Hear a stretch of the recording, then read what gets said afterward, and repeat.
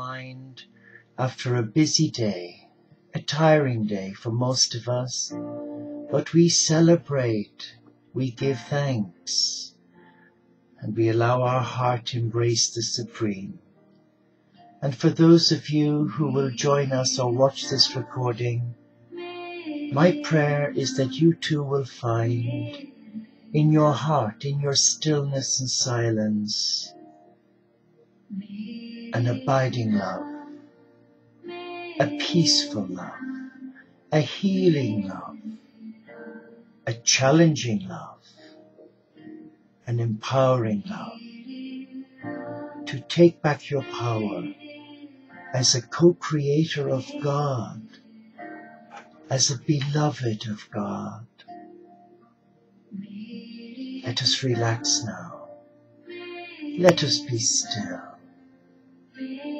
And let us use the gift of free will to invite, invoke, and ask the Cosmic Christ and Magdalena to touch our hearts and to help us fall in love with our first love, the Supreme.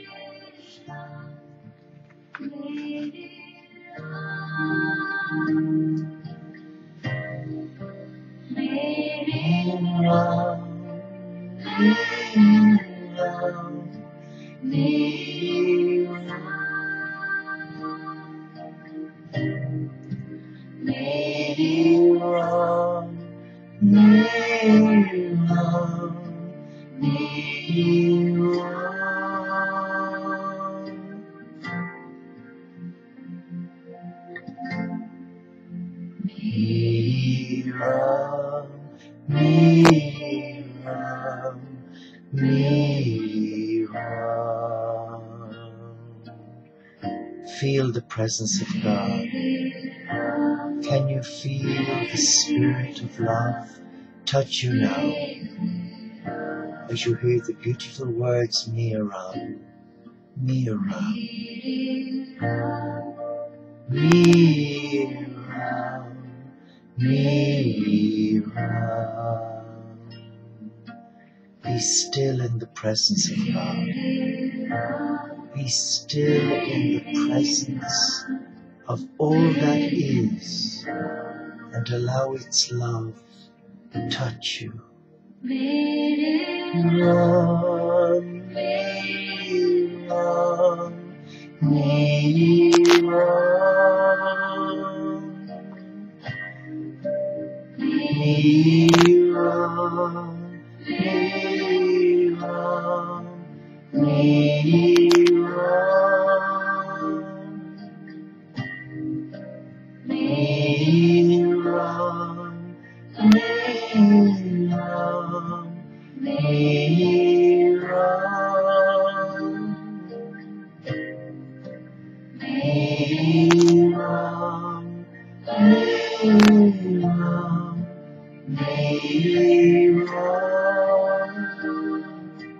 Praise you, God. Praise you, God. Me run, me run, me run, me run, me run. Come, O beloved Cosmic Christ. Come into our lives and touch us. Fill us with your love. Fill us with your peace. Me ram, me ram, me ram, me ram, me ram.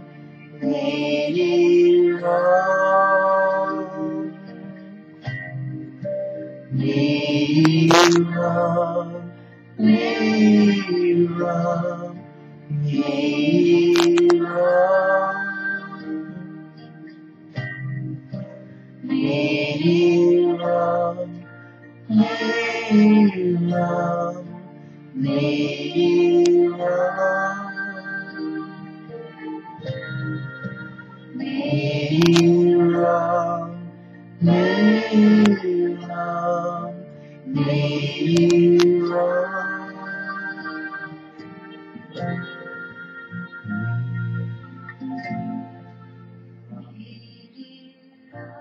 What a beautiful chant to begin our time together at the table of love, where there is so much light.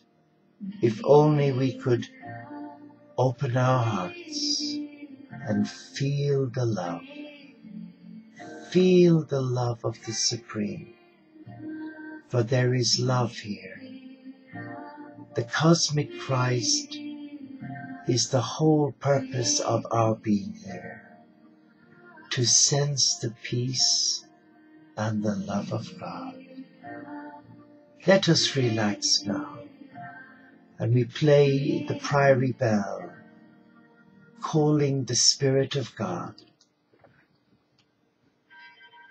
Let us listen to that bell as we close our eyes and we see the cosmic Christ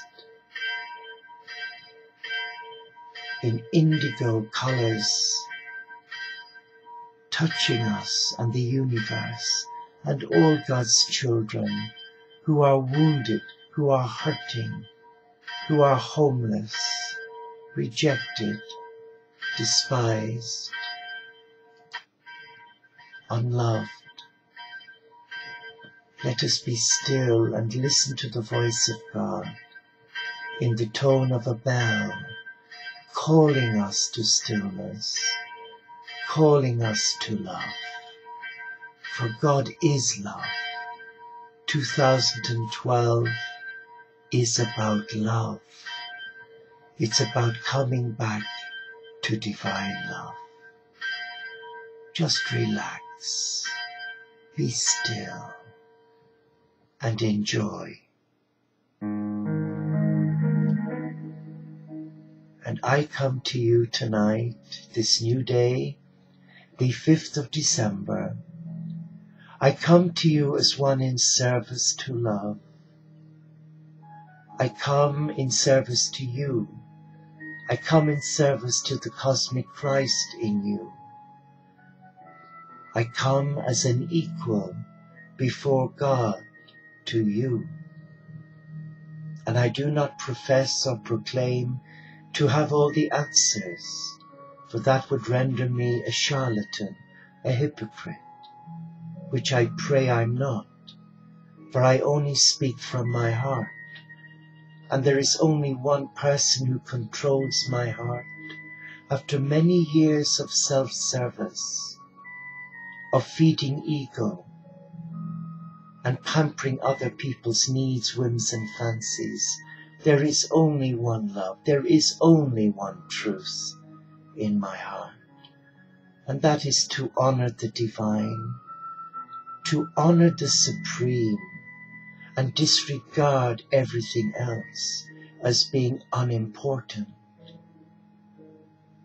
For many of us, we are coming into the twilight of our ascension. We get glimpses of the ascension. We experience the peace of God in moments of real crises, in moments of deep despair, in moments of real anxiety, in moments of confrontation from others who profess to be God-fearing children, but they're nothing but a wolf in sheep's clothing.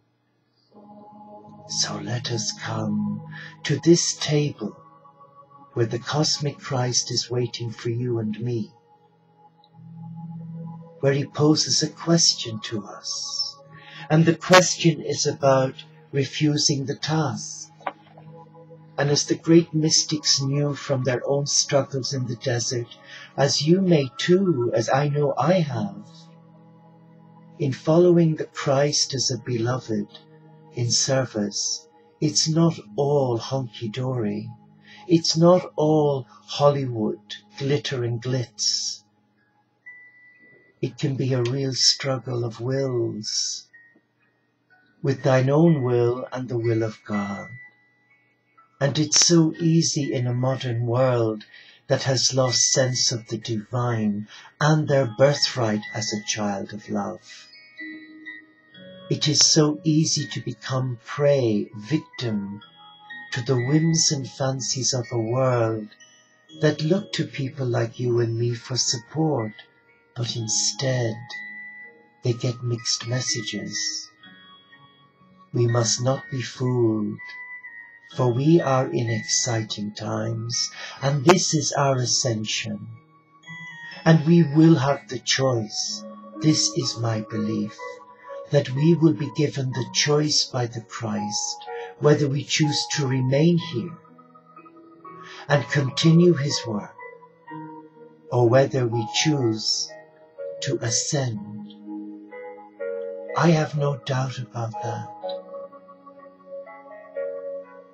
So let us listen to some thoughts and words about those who refuse to deny themselves, to die to their ego, to die to their fantasies and their flippant idiosyncrasies that rape their soul, to those who've lost control over their life, maybe through fear, ignorance, maybe through stubbornness of wills, to be a beloved in service to God.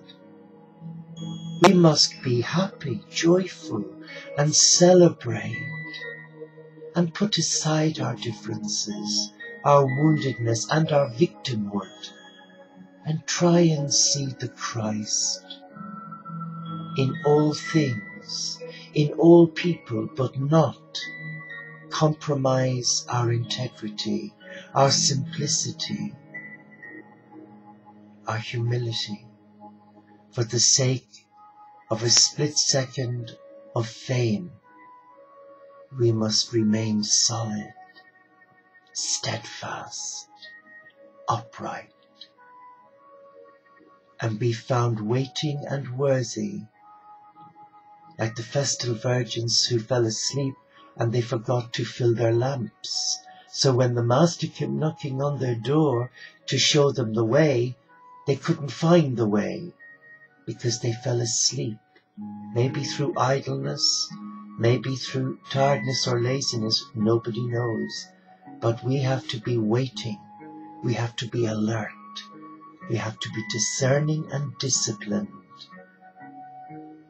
We are called to be a people of prayer, a people who trust, who honor the heart, who listen to the heart, who respects that inner voice of the heart.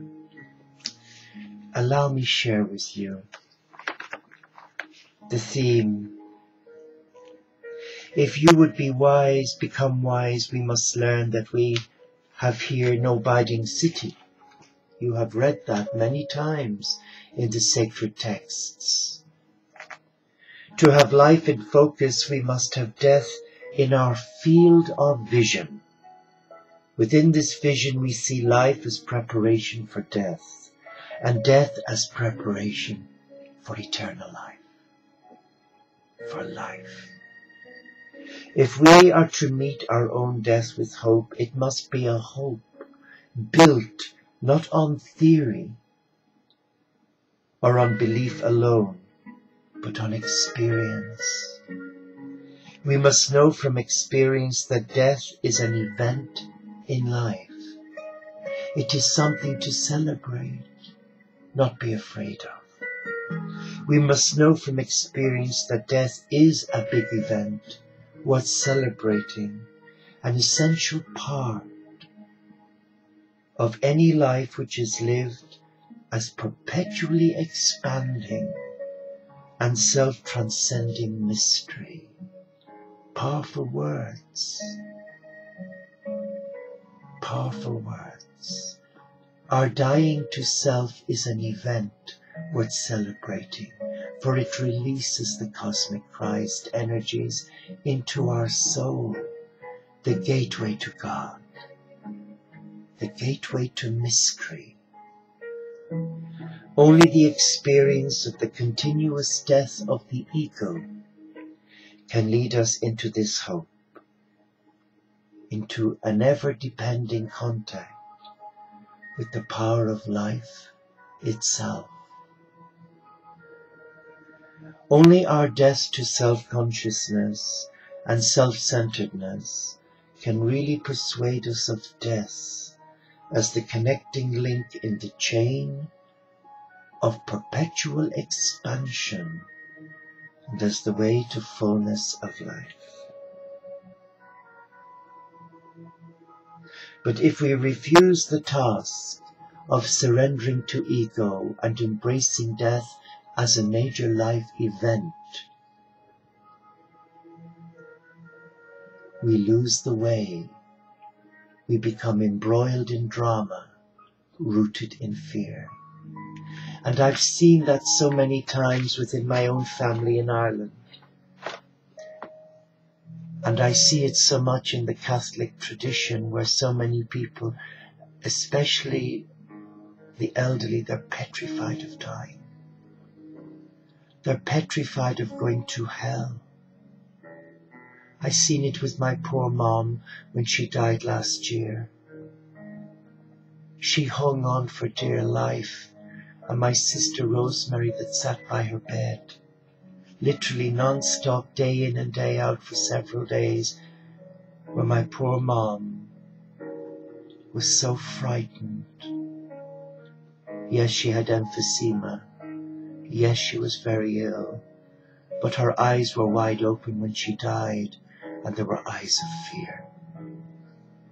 What gives holy men and women the right to enslave children of God, to viewing death as an abomination of life? Death should be welcomed as a celebration of an event, of a new life. Death is the doorway to the beginning of nirvana. My prayer is that nobody goes through what my mom went through, and I know from nursing so many as a senior nurse in palliative care and as a young nursing monk in Northern Ireland in the thick of all those troubles back in the 60s and 70s, where I had to sit at the bedside of many dying patients because that was our job as a nursing monk. When the nurses had gone home, it was our duty. That was our way of life. And there were very few who had a peaceful death because it was ingrained into their psyche that they were sinful and evil. And the balance of heaven and earth, heaven and hell, weren't equal. The fear of hell raped them of love, of trust. I feel so ashamed to say I'm a Catholic Christian, a lay Franciscan contemplative monk, to have witnessed such an atrocity in the name of God. This is not God. This is male ego that's corrupted by generations of self-centeredness. If God is a God of love, which I believe He is, would He expect someone that He wants to bring into paradise to have them so frightened that they die in fear? No. And for a religious or a religion to impose that burden on a soul who copes with many struggles and many difficulties and many, many obstacles in their journey, they do not need to be shackled that at the end of their life they could actually end up at the door of hell. I do not subscribe to that theology because it's unlawful, it's evil. God is a God of love. God is a God of joy. And there should be no fear on the deathbed. There should be peace. There should be thanksgiving for having lived a good life. But can you imagine the impact that that leaves on one's family, on one's children, when they see their loved mom and dad lying there suffering and struggling for fear of being a sinner and going to hell? Let us come to this table and let us hear the words of the Christ speak to our hearts about dying to ego and embracing truth. God's truth, not my truth, not the Vatican's truth, not anyone's truth, but God's truth. And Jesus said, "Come to me, all you who are weary and heavily burdened, and I will," not I won't, or I may be, I will give you rest. And that also means rest into the eternal life. So we have a duty to view death as a connecting link of hope. Of hope that we begin our new life in the presence of loved ones and our pets. And I guess I will pay the price for speaking that truth. But I'm not here to win people's applause. I'm here to honor my heart and speak God's truth, which is not heresy, because it's rooted in the love of God. The Father, Mother God who created all children of God. So let us now embrace the Christ. Let us be still. Let us sit at this table. Let us close our eyes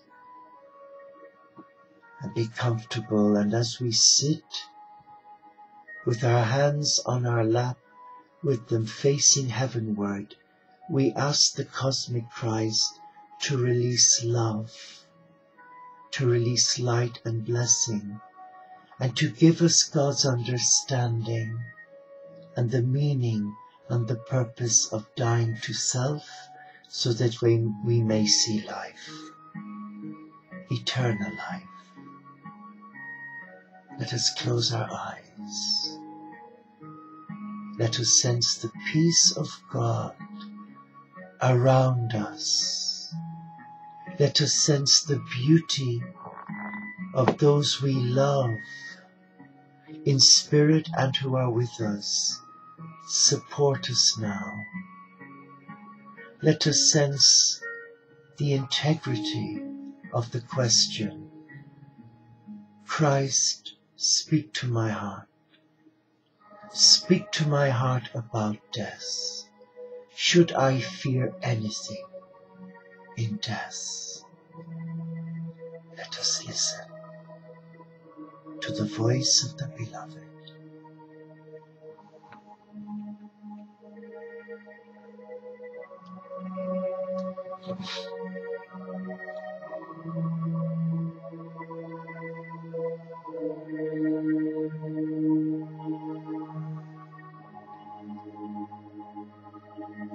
And what I'm feeling in my heart, I came that you may have life and have it to the full. Take my yoke upon you and learn of me, for I am meek and humble of heart. I am meek and humble of heart. I did not call you an enemy of God. I did not make you suffer so. I call you a friend. You are a child of God. I sent my Son to offer his life for your freedom. Why would I make you suffer so? Be still and embrace the mystery of dying to self, the self that can weigh one down with so much fear. Cast this fear to God. Be still and know that you are a child of God. And a father does not give his child a serpent when he needs food.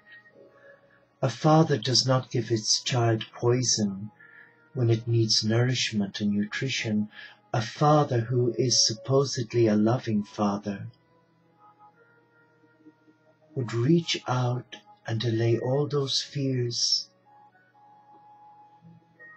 and embrace the child in love. In love. In love. And I call you friends, says Jesus. I do not call you an enemy. I call you my friend, if you do the will of him who sent me. Be still and know that God is with us. And his truth, though compromised by his children down through the centuries, he offers us the gift of life to celebrate and to embrace. And when it comes to that time of handing over our life, we must embrace our new life in a celebration of our human life. And there must be no fear. No fear. No fear, only joy and peace. There should be a resurrection joy, a resurrection of love, transformed through human suffering, that brings us to the place we call nirvana, the place beyond is in us right now. Let us embrace it. Let us enjoy being a part of the cosmic Christ. For once we surrender our heart to the cosmic Christ energy, we become Christ head. We become the beating heart of the Christ.